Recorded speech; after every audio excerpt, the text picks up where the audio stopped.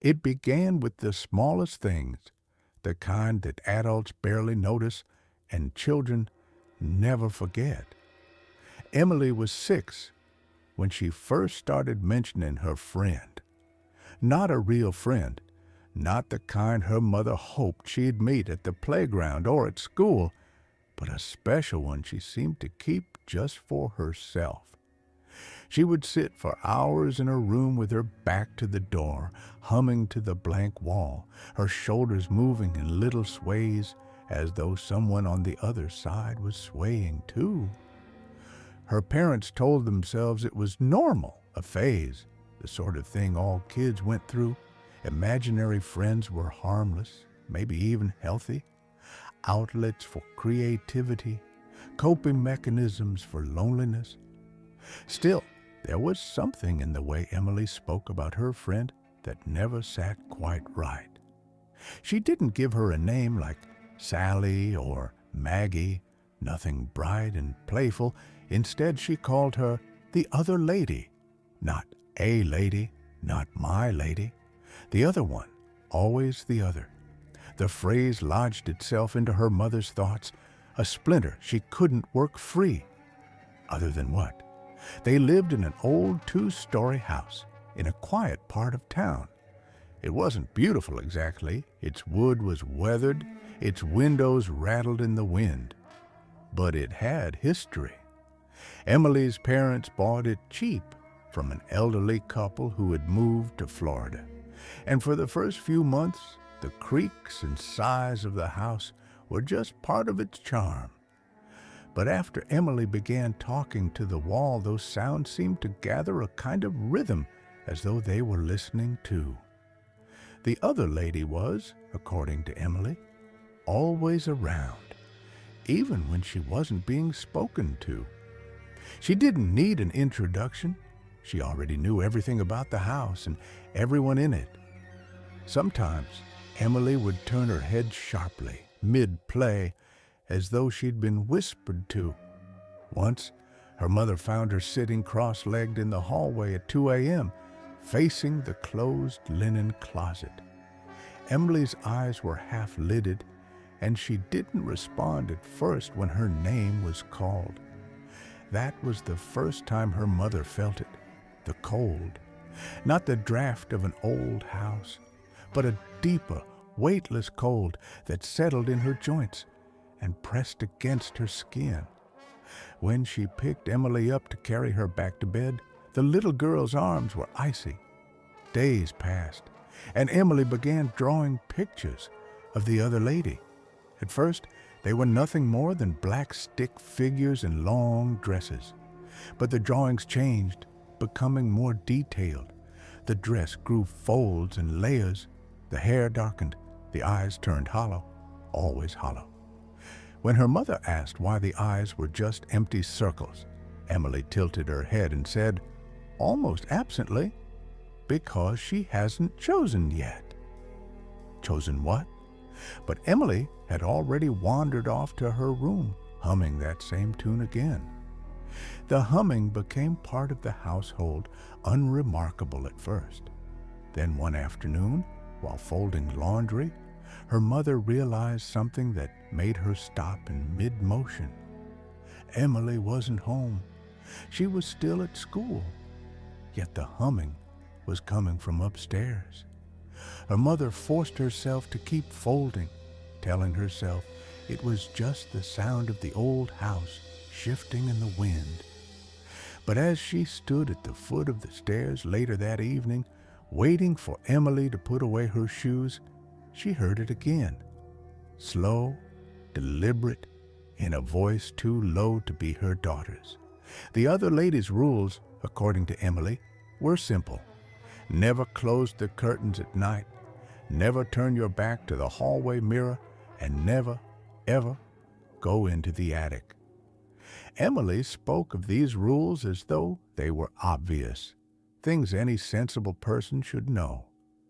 She grew upset if the curtains were drawn, tugging them open with small, sharp hands, her eyes darting toward the darkened street as if checking for something. The mirror rule was harder to understand.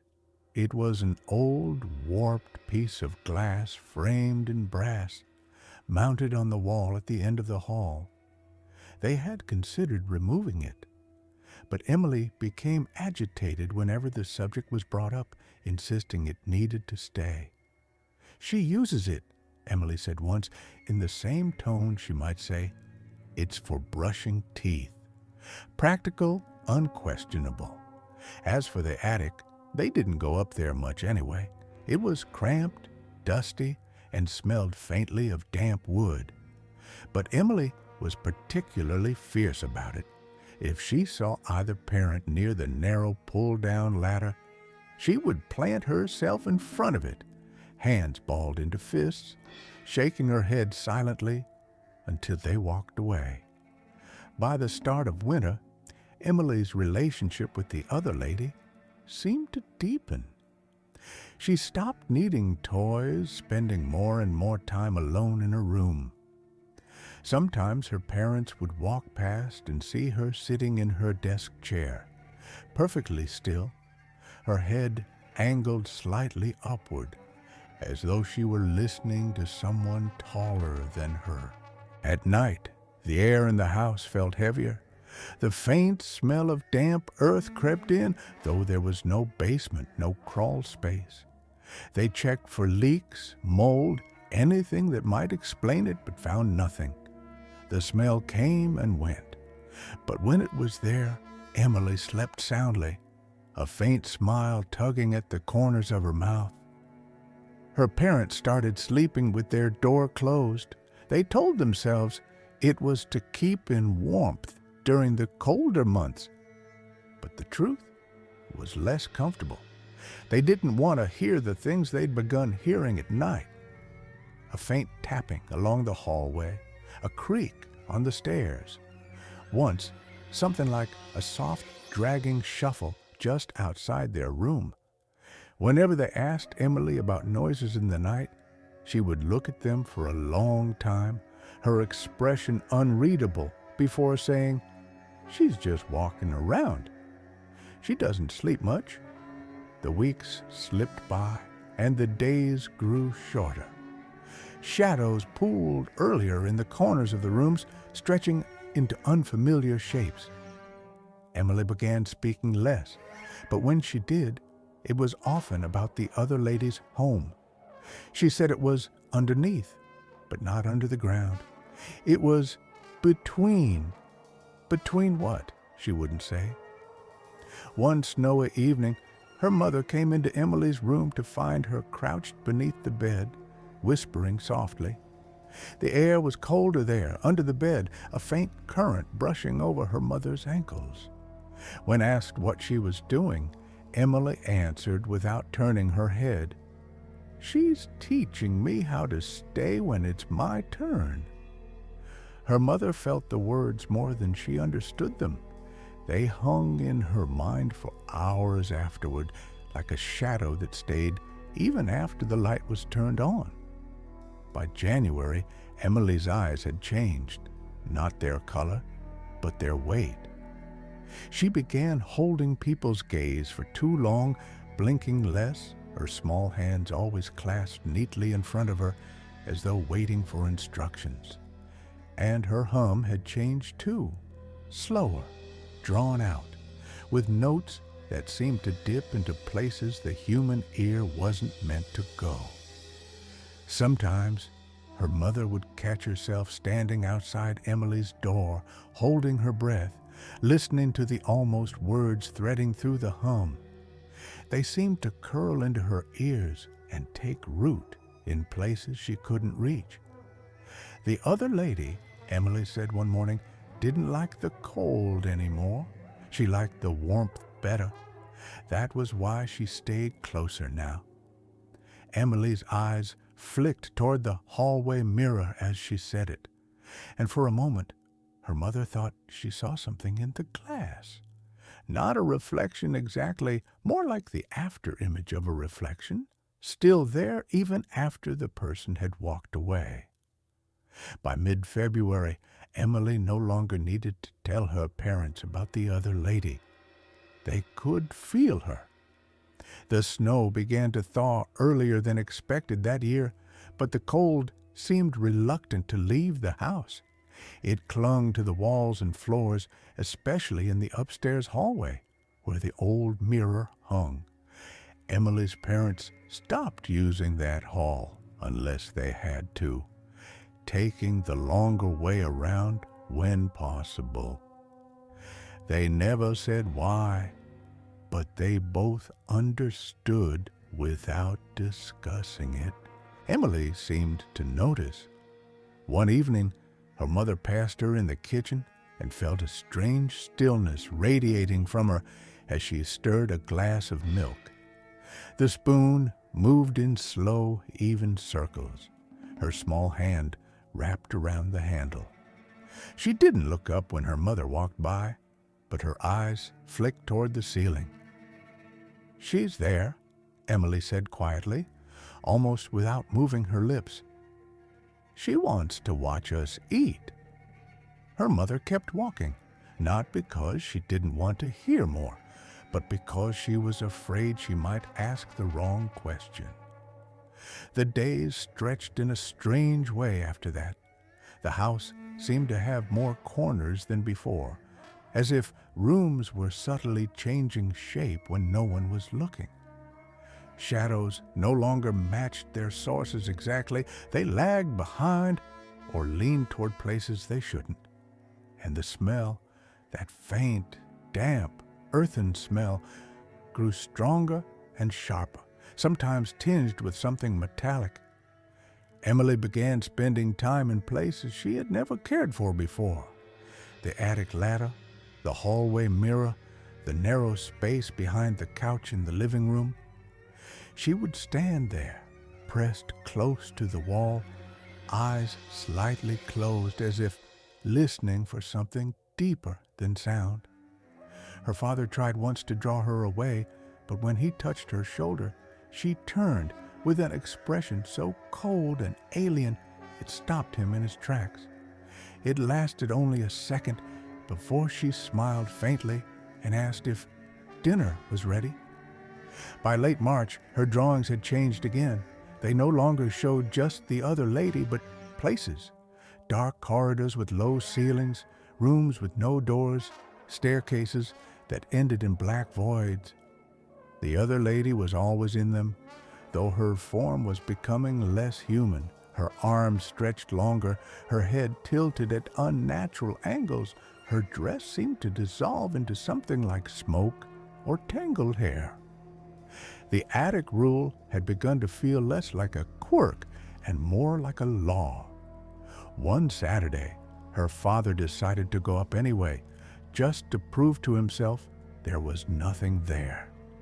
Emily was in the backyard, humming to the swing set, when he pulled the ladder down.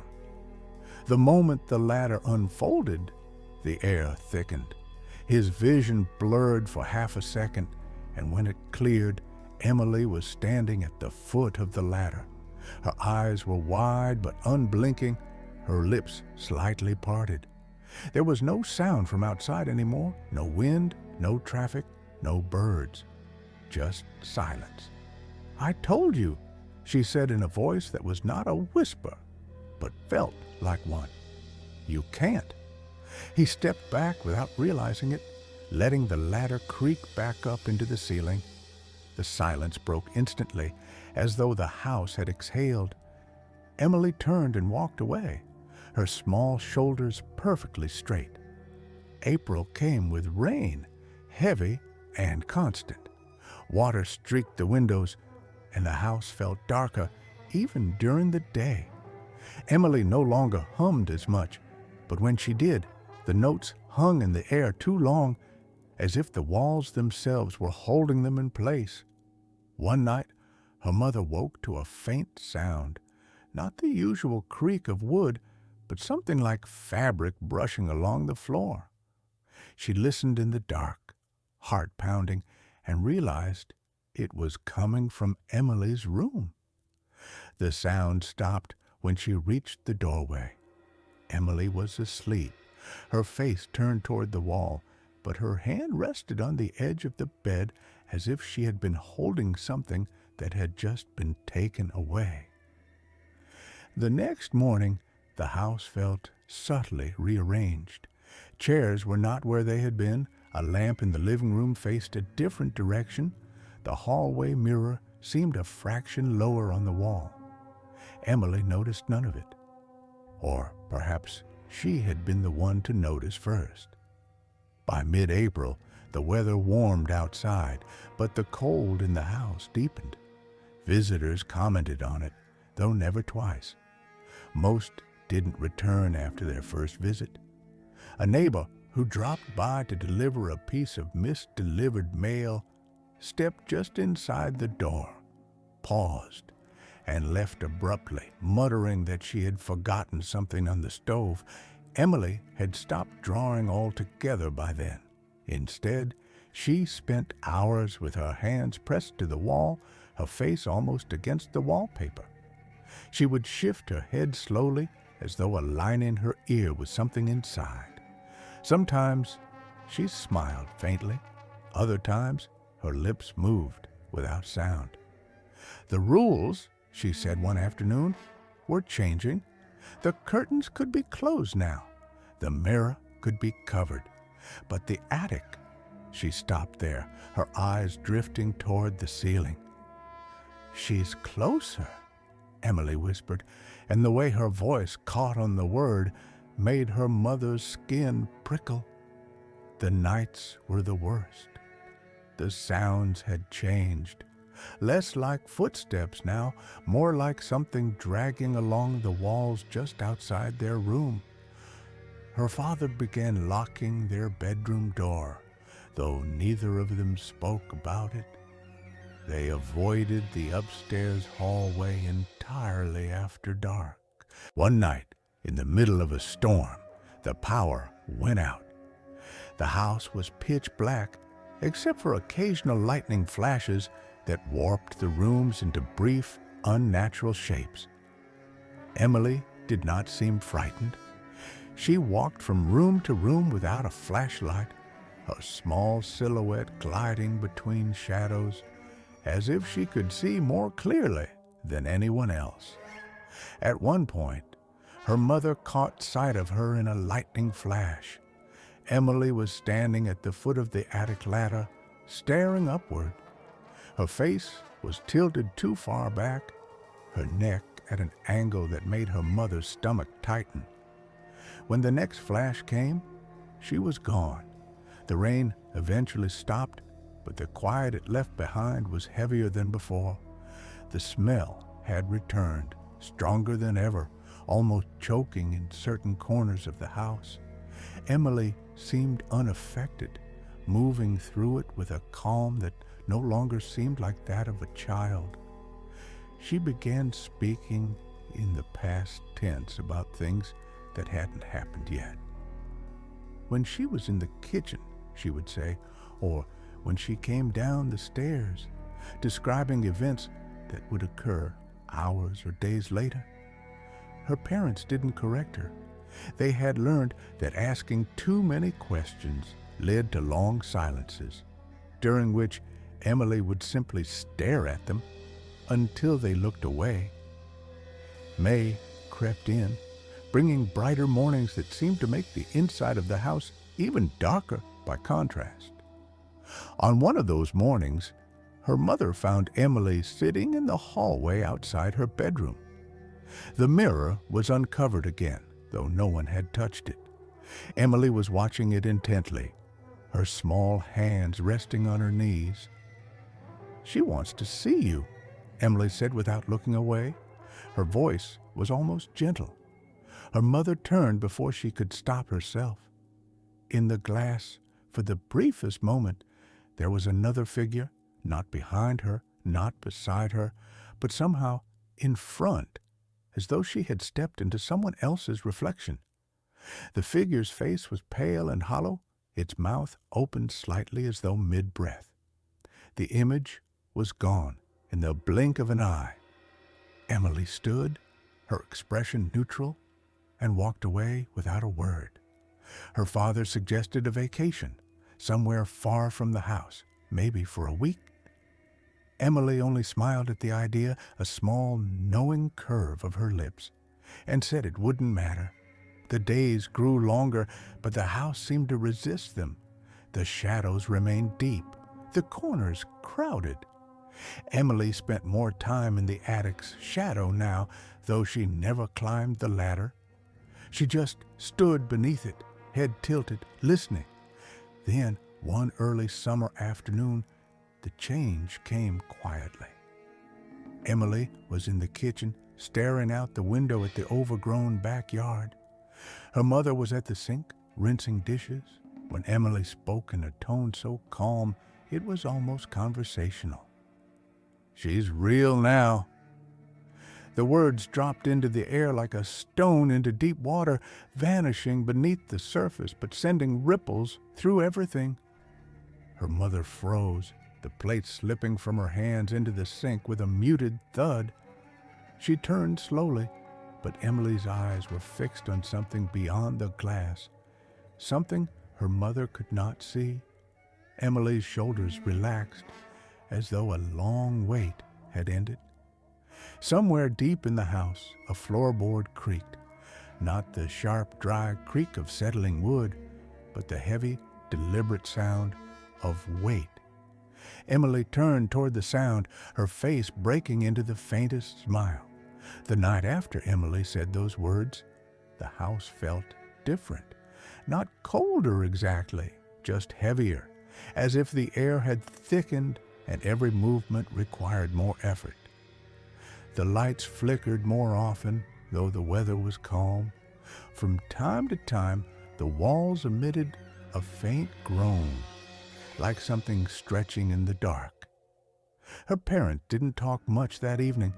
They kept to the living room, avoiding the upstairs entirely, speaking only in short, practical sentences. Emily, on the other hand, moved through the house with quiet assurance. She no longer seemed to be listening for anything. Whatever she had been waiting for was already here. That night, when they went to bed, her father locked the door as usual. They lay in silence for a long time, the room thick with the weight of unspoken thoughts. At some point, her mother drifted into a shallow sleep, but it didn't last. She woke with the distinct sense that someone was moving through the hallway outside their door. The steps were slow and measured, almost careful. They were not Emily's. Emily's steps were light, almost soundless. These had weight, a deliberate pressure in each one. They stopped just outside the bedroom door. The handle didn't turn, but something brushed lightly against the wood. 3 soft, dragging sounds, like fingers trailing over the surface. Her husband's breathing shifted beside her. He was awake too. Neither of them moved until the sound drifted away down the hall. In the morning, the lock on their bedroom door was gone. The screws were neatly placed on the floor in a small pile. They tried to keep up a routine after that, though the house made it harder with each passing day. Mirrors they covered would be uncovered by morning. Chairs scraped slightly out of place when they left the room.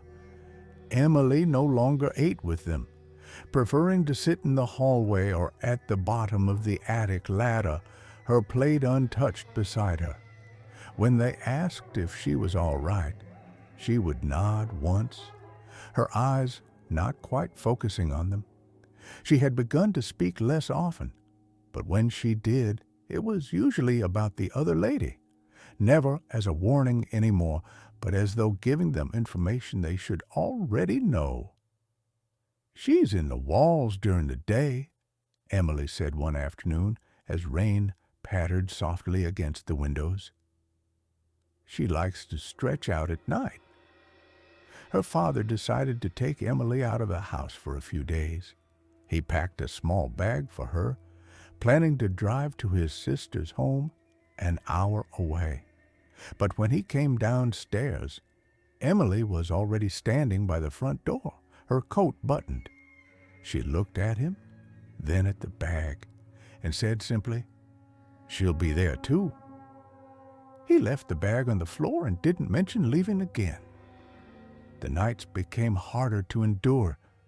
Sometimes they would wake to hear two sets of footsteps pacing the hallway, one lighter and quicker, Emily, and one heavier, slower, dragging slightly. Other times they would hear faint knocking from inside the walls, in patterns that didn't quite match the rhythms of a human hand. One night, her mother woke to find Emily standing beside their bed, looking down at them. Her hair hung loose and damp. Though she hadn't bathed, her skin was pale in the dim light, her lips slightly parted. When her mother reached for her, Emily stepped back into the shadows and was gone. The next morning, wet footprints trailed from the bedroom door toward the attic ladder. By late summer, the house no longer felt like theirs. The colors seemed muted, the ceilings lower, the corners darker. The air was dense, almost hard to breathe at times. Emily had stopped going outside entirely. She spent most of her time near the attic or the hallway mirror, whispering in low tones that her parents could never quite make out. One evening, her mother saw her sitting in front of the mirror, her knees tucked under her chin. The glass was fogged as though someone had breathed on it, but there was no one else in the hallway. As her mother watched, the fog on the glass began to clear, not fading naturally, but wiped away from the other side. The image that emerged was not her daughter's reflection. It was a face, pale and hollow-eyed, staring directly out at the glass. Its mouth moved, but no sound came. Emily reached out and touched the glass with her fingertips, her expression serene. The face mirrored her movement exactly, though there was no warmth in the gesture. Her mother stumbled back, hitting the wall. Emily turned toward her expression calm but her voice almost chiding. "You're making her shy." That night, the footsteps in the hallway didn't stop. They moved back and forth, pausing at the bedroom door, sometimes for minutes at a time. Around 3 in the morning, there was a new sound, a faint scrape, like nails against wood, just above the bed. The attic hatch was directly above them. The following morning, they found a long, thin crack in the ceiling plaster, running from the hatch toward the wall. By early autumn, sleep became impossible. The parents began staying up in the living room together, the lights on, the television playing low just to fill the silence. Emily would sometimes appear in the doorway watching them. She never asked to join them.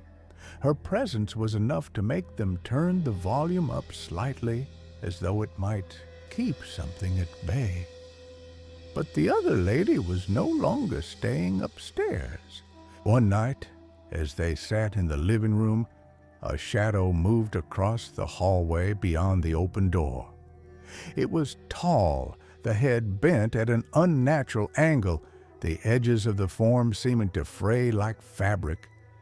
It didn't pass quickly, it glided, each movement drawn out, as though savoring the time it took. Neither of them spoke. Emily appeared moments later, standing in the same place the shadow had been. She looked at them with a faint smile, then glanced over her shoulder as if expecting to see someone there. "She likes it here now," she said. The sounds in the walls grew louder. Sometimes there were groans, as though the wood were bending under pressure. Other times, faint whispering could be heard. Not words exactly, but something close. The smell of damp earth became constant, saturating the fabric of the furniture, the clothes in their closets. The first time they saw the other lady clearly was late one night in October.